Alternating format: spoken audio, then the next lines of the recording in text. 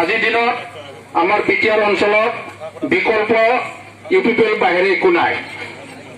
বিপদ কোনো স্থিতি নাই আৰু বেলেগ দলবিলাক ইয়াত কোনো এটা তেওঁলোকৰ স্থিতি নাই।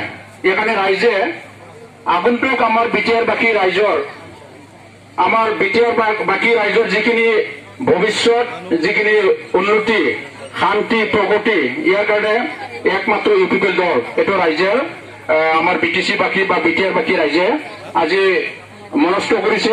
আৰু ইয়াৰ কাৰণে সঁচাকে আমি যেনেকে মানে ভাবিছে তাতকে মানে বহুত গুণ আজি বহুত মানে ইউপিপিএল দল ৰাইজৰ দল হৈ মানে গৈ আছে।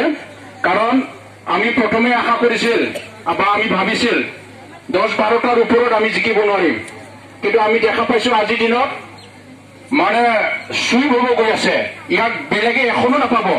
40টা চিটৰ 40টা ইউপিপিএলৰ মানে তেনেকুৱা এটা মানে পৰিবেশ আমাৰ হৈছে। সঁচাকে আমি মই মানে বহুতবাৰ কৈ আছো যে আমি 5 চেৰফাং সমষ্টি কোনো জীৱনত আমি জিকিব নোৱাৰিম বুলি এটা আমাৰ দুৰ্বলতা আছিল। কিন্তু আজি এনেকুৱা হ'ল বিটিআৰ অঞ্চলত যদি জিকাৰ যদি কোনোবা এটা 1 নম্বৰত যদি আছে আমাৰ 5 চেৰফাং।